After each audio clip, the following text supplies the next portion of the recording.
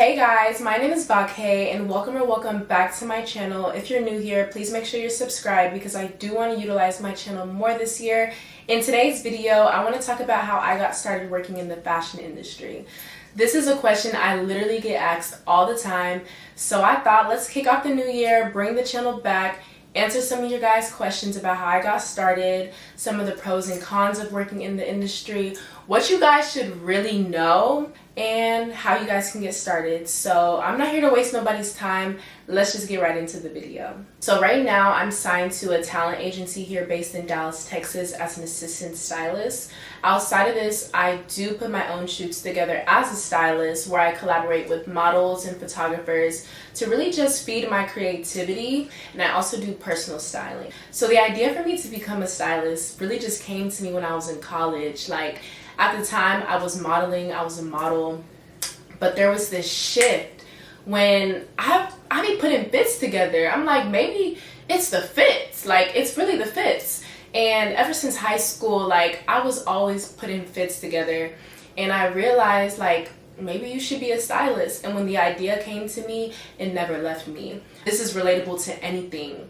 Research is your foundation. Research should be what your first step is to anything and everything. I put together a post on Instagram looking for models. So I did a model call. Several people reached out to me. And like I said, I was already kind of I already have a community here based in Dallas. I told you guys I was a model, so I was just well versed in this creative field. So several people reached out to me. I think I selected 7 models, and I created 7 mood boards and did 7 different photo shoots.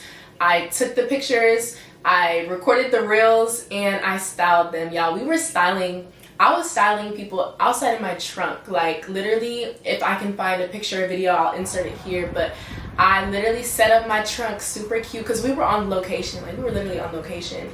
And I put the shoes, the bags, the accessories, the clothes, the jewelry, all up in my trunk. We pulled up to these different locations and was just shooting.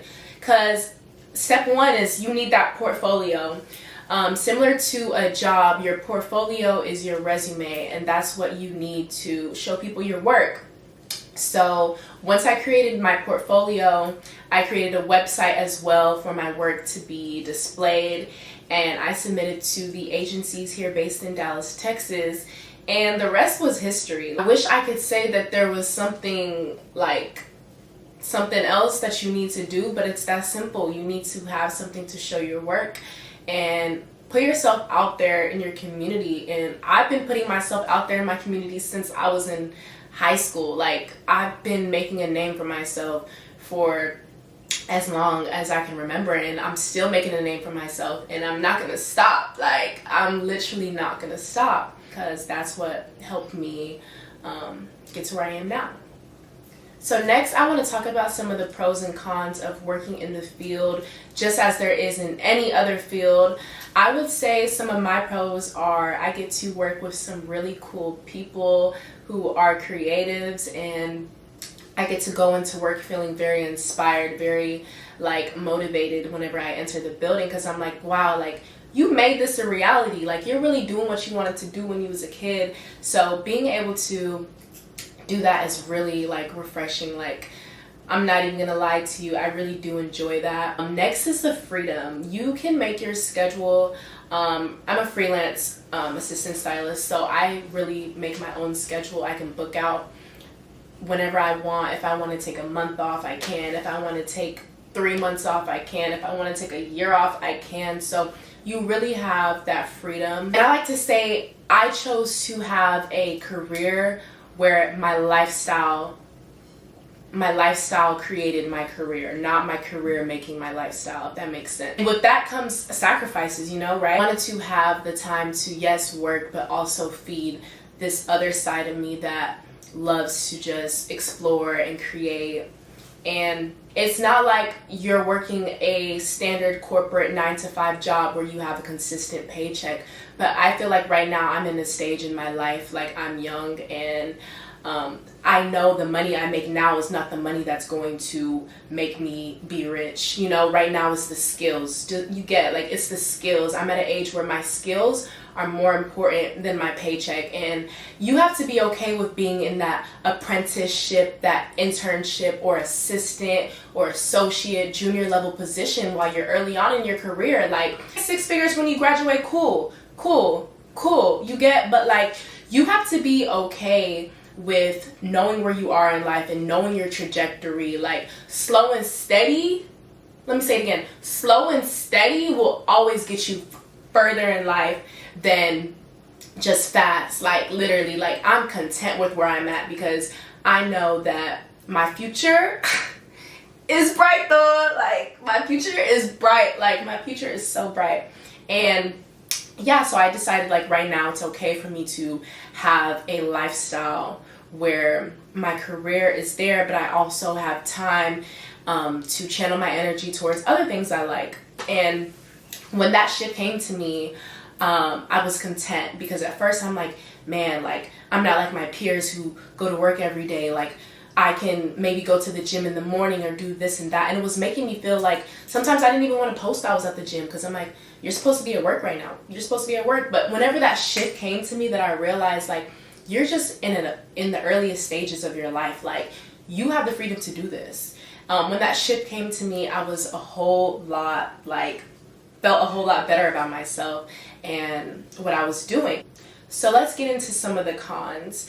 I will say, being a freelancer, it's not as consistent as being on the corporate side or on the standard Monday through Friday 9 to 5. I would consider that a con. I would also say, like, and this may not be the case for everybody, I think it really just depends on the agent you have, as well as the area you're in, and what avenue you decide to navigate this. But there may not be that many opportunities for growth.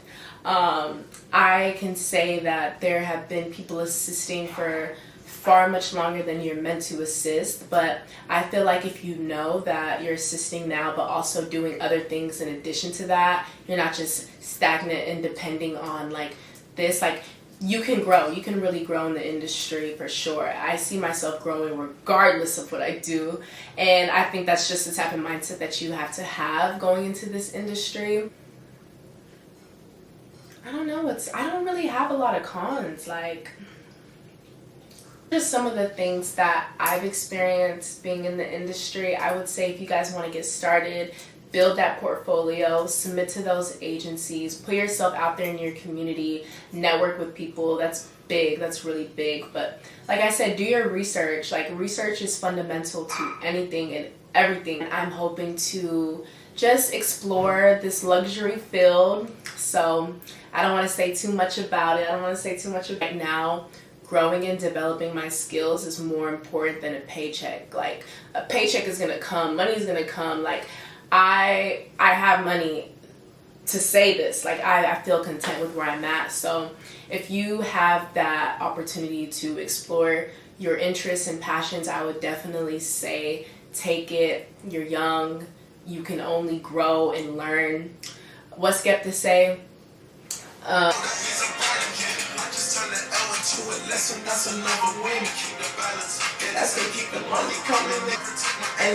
Cause I'm really hurt. You gotta turn your L's into lessons. Like, even if you fail in the end, it's a lesson you get. But I hope this video was helpful to you guys. I plan on being very active on my channel this year, so make sure you're subscribed. Comment down below anything you guys want to know or anything that I missed, and let's stay connected. Bye.